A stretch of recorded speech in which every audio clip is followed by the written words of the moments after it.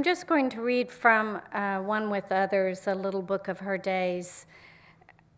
And it's a little difficult to read out of. I haven't quite settled on what the most comely reading from it would be, but I decided to focus primarily on this portrait of my late friend V, to which the book is a tribute. A woman I met when I was a teenager, an iconoclastic, irate, hilarious, unsubduable, dazzlingly literary, self-taught woman living in the Arkansas Delta with her husband, with whom she was wholly incompatible, and their 7 kids.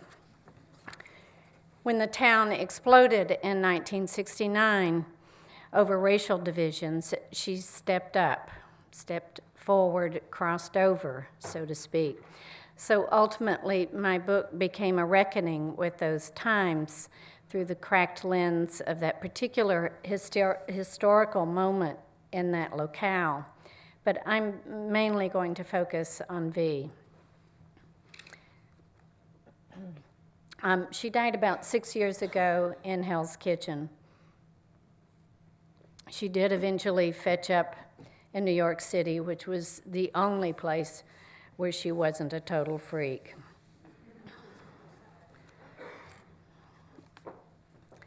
I have to mark my pages here.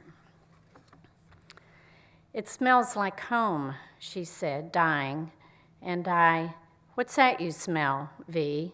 And V, dying, "The faint cut of walnuts in the grass, my husband's work shirt on the railing, the pulled barbecued evening, the turned dirt.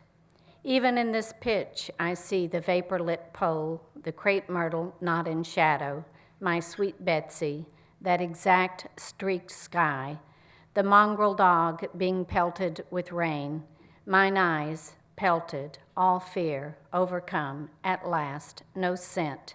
That's what she said, dying in the one-room apartment in Hell's Kitchen.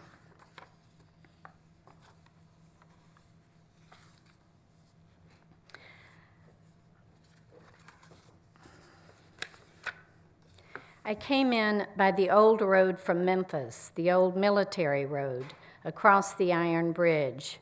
No one in the field, not a living soul. I drove around with the windows down, the red buds in bloom, sky a discolored chenille spread, weather generally fair. I park in a spot of shade and walk around. Downtown half shut down, cotton gin still going, not strong, but going.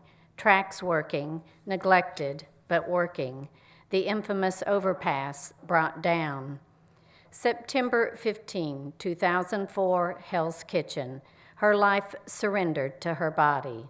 September 15, the day Padre Hidalgo uttered the famous grito that kicked off the Mexican Revolution. She would have liked that, going off the air on a day marking a great struggle for independence.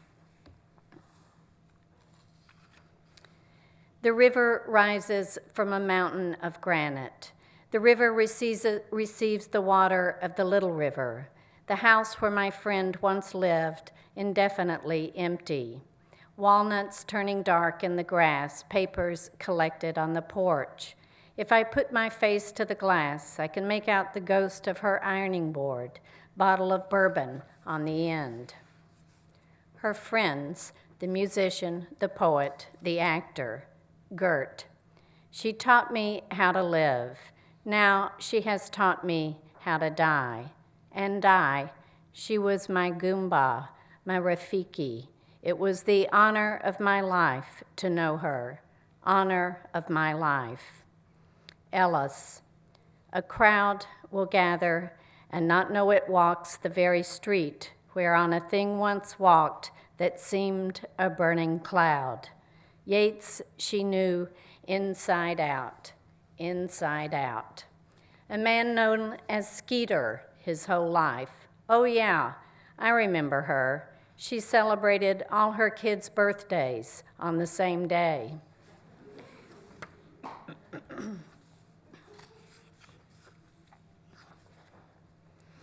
The only sure thing were the prices and the temperatures.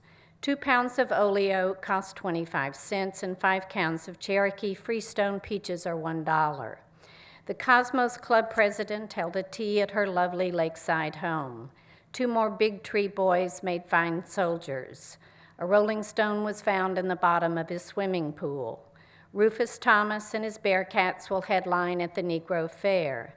And Miss Teenage Arkansas, a comely young miss, is saluted once again for her charm and pulchritude. Sunshine Fresh Hydrox cookies, 1 pound for 59 cents. The assistant warden at 300 pounds is the one identified for administering the strap at the Arkansas Pen, a self-sustaining institution. Several say they were beaten for failing to meet cotton quotas. Others, more often than not, did not know why they were beaten. One testified to more than 70 beatings. The strap is not in question. In question is when it is to be administered.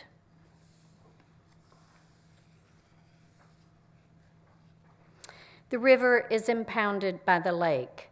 Below the lake, the river enters the lowlands. It slithers through cypress and willow, and the air itself cloudy or clear, stirring with smoke or dust or malathion.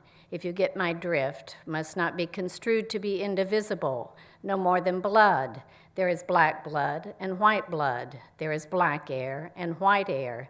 This includes the air in the tires blowing out over the interstate between town and river, the air that riddles the children when a crop duster buzzes a schoolyard, the air that bellows from the choir of robes when the very Reverend Pillow bids be seated, and even the air socked from the jaw of the champ, born 17 miles west in San Slough, when he took that phantom punch, the year in which this particular round of troubles began. Today, gentle reader, the sermon once again, segregation after death.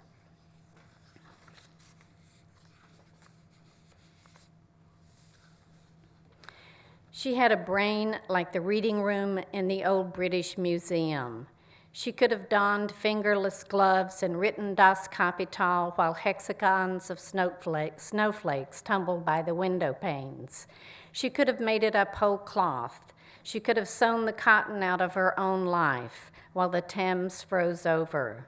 She loved words, cats, long-playing records, laughter, men, alcohol, cigarettes, the supernatural. It makes for a carnal list, pointless to rank. 5 in diapers at once, a stench she claimed she never got used to. It gradually turns from clear to coffee. The river receives another river near its mouth and joins the mighty river to the south of Helena. Yonkapin are the lilies in the ditches, pretty bloom for a filthy drainage ditch, isn't it now? An Arkansas arc is not a rainbow, but an old iron bridge over troubled brown waters.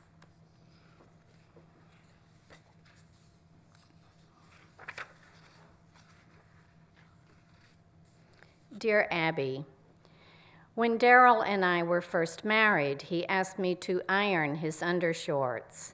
His mother always did. At first, I didn't mind because we had no children, but now we have 2, and I could save a lot of time tossing them in the dryer and folding them. But I tried that once, and I never heard the end of it. Darrell says he could feel the difference. What would you do? Dear, too much ironing. I would iron his underwear. You're wasting more energy complaining and arguing than it takes to iron 7 pairs of shorts once a week. Everybody has a problem. What's yours? In Big Tree, people are reading their Bibles in bed. Their laces hang by their walking shoes. People are dreaming money, semen, and boll weevils on the creep. Some could be soothed by a mourning dove. Some would be soothed by the Prince of Peace. Love, then, she was all but dying for, except the love of Catholic men who did not live to love, from whom it was an article of faith that life is and forever shall be for suffering. V liked to say it makes martyrs of the women and emasculates the men. If religion, she also liked to say, is the opiate of the masses, fundamentalism is the amphetamine. That busted us up.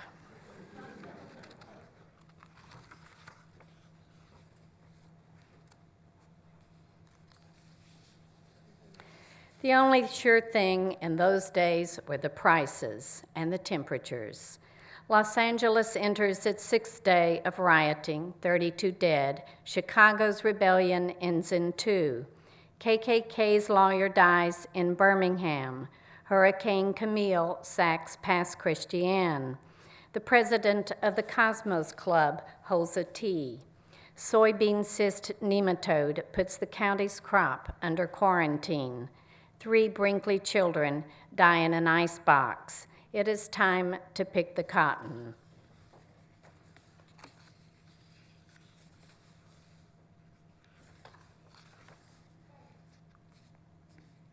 She completed the circle of this life in Hell's Kitchen. The attending doctor lived upstairs. He and his partner nailed a small brass plaque to the barren pair outside her window. Her name, date of birth, date of death. The mule train march has been canceled. The preachers are staying home.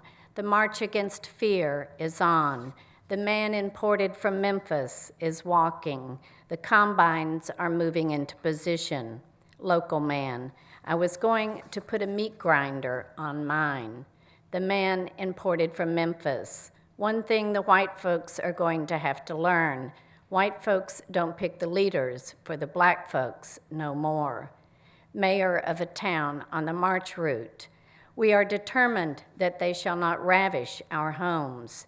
Our men are armed and determined. We are preparing to defend our civil institutions. The threat is coming from the east. He is a known criminal, said the mayor, probably a boaster, a braggart. We must assume that those who follow him are of the same get. After that, I would have followed Sweet Willie Wine into hell.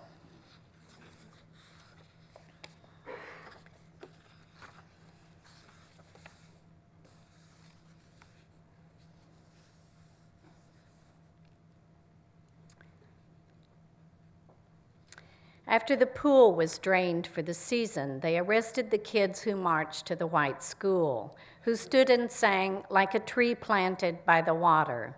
They took them to the jailhouse in school buses.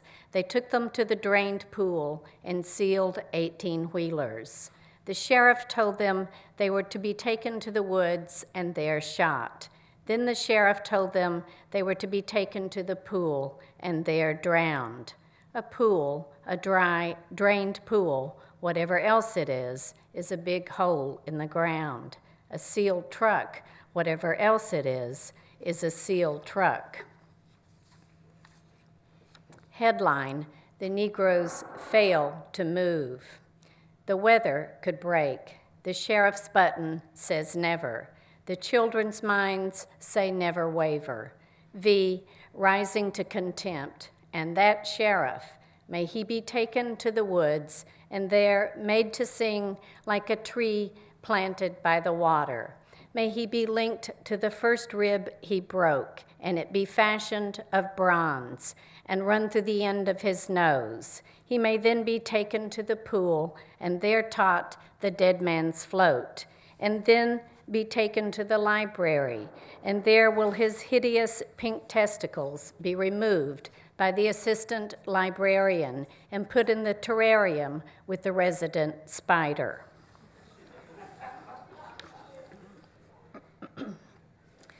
The ethical this, what we really want, says my friend Harry, is to get the present in the present, that which is not this, to feel and transmit. Phoenix is burning.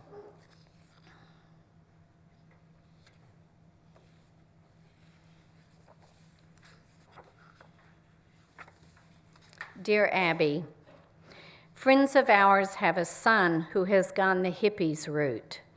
When we inquire about their children, they have others who are married and one who is in the service. Should we ask about their hippie son? Or should we just not mention him like he is dead? We know that they are pretty sick about the life he leads. Dear needs to know. Knowing that your friends would be humiliated or embarrassed by the mention of their hippie son, don't mention him. Everybody has a problem. What's yours?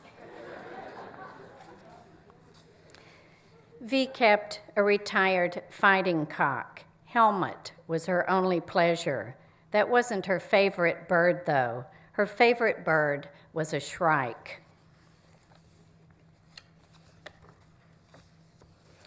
Her husband would come home from work and she would be in a rage, and he could not understand it.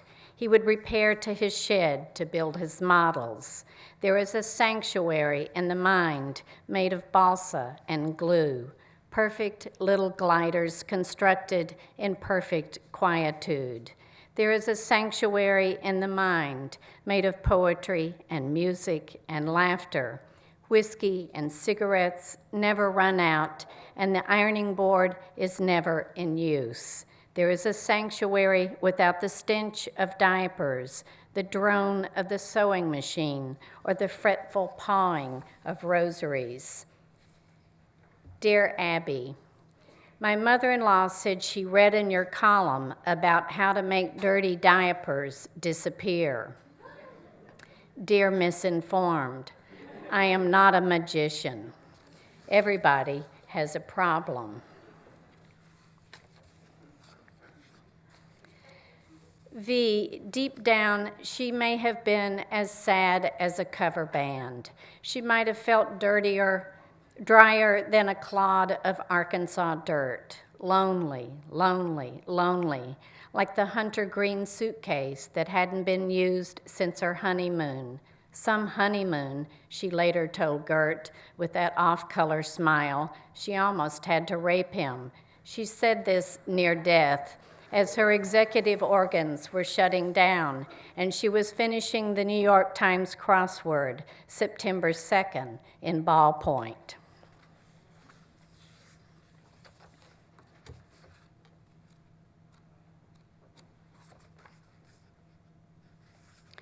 Hell's Kitchen. I don't know what we're watching. She's in her puffy chair, a few feet from her designated deathbed.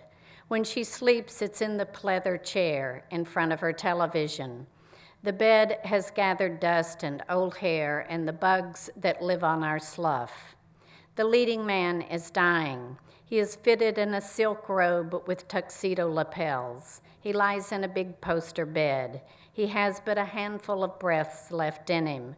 She says to me, he doesn't want to leave his monogrammed pillow slip.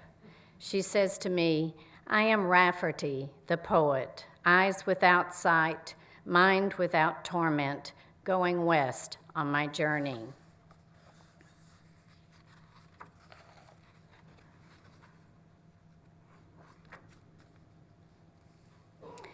Some would say she was in full pursuit of her ruin. Some would call it her pathetic adventure. I would say you did not understand the magnitude of her longing. I say, where was the suitor to her senescence?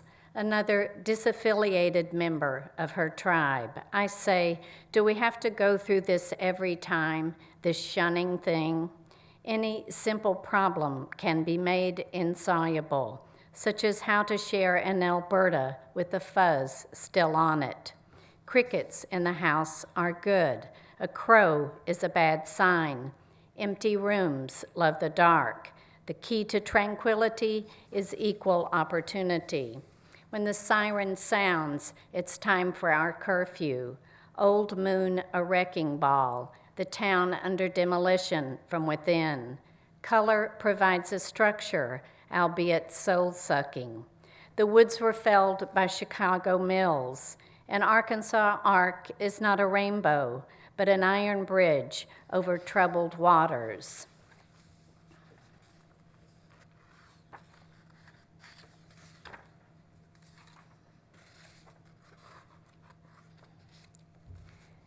Dear Abby, I am 11 years old, but I know all the facts of life because I live in a dirty neighborhood. My problem is that in our family we get pregnant quick. My sister got pregnant when she was just 16 by sitting next to a boy in church. Can this be, dear young miss? No, somebody must have moved.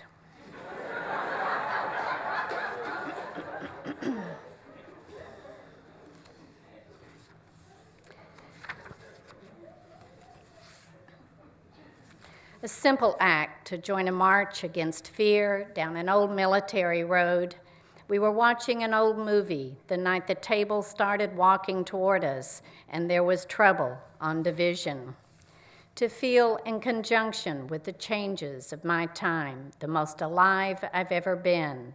My body lifted itself from the chair. It walked to where I saw a silent crowd. To act, just to act, that is the glorious thing. Yet it has come to my attention that a whisper campaign has been directed against the main character, an invisible woman. She could have buried her feelings like power lines, walked around free and common as the air that bathes the globe, or soothed the chicken shits and gone to live in Provence, smelling of Gauloise and cafe au lait. You have your life until you use it. You forfeit the only life you know, or go to your grave with a song curdled inside you. No more damned if you did, and damned if you didn't. Look into the dark heart, and you will see what the dark eats other than your heart. The world is not ineluctably finished. Though the watchfires have been doused, more walls have come down, more walls are being built. Sound of the future, uncanny how close to the sound of the old. At Daddy's eyes, pusherman, still on the jukebox. Everybody's past, redacted. For me, it has always been a series of doors. If one is opened precipitously, a figure is caught bolting from bed. If another, a small table, a list of demands on school paper. If another, a child on the linoleum saying she wants a white doll. A woman sitting on a bed holding a folded flag, a shelf of trophies behind her head, an ironing board, bottle of bourbon on the end, sewing machine on a porch. To walk down the road without fear, to sit in a booth and order a sweet soft drink, to work at the front desk, to be referred to as gentleman, to swim in the pool, to sit in the front row and watch Run Wild, Run Free. Next week, Death of a Gunfighter. To make your way to the end of the day with both eyes in your head. Nothing is not integral. You want to illumine what you see.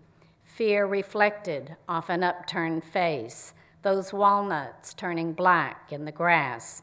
It is a relatively stable world, gentle reader. But beyond that door, it defies description. Thank you.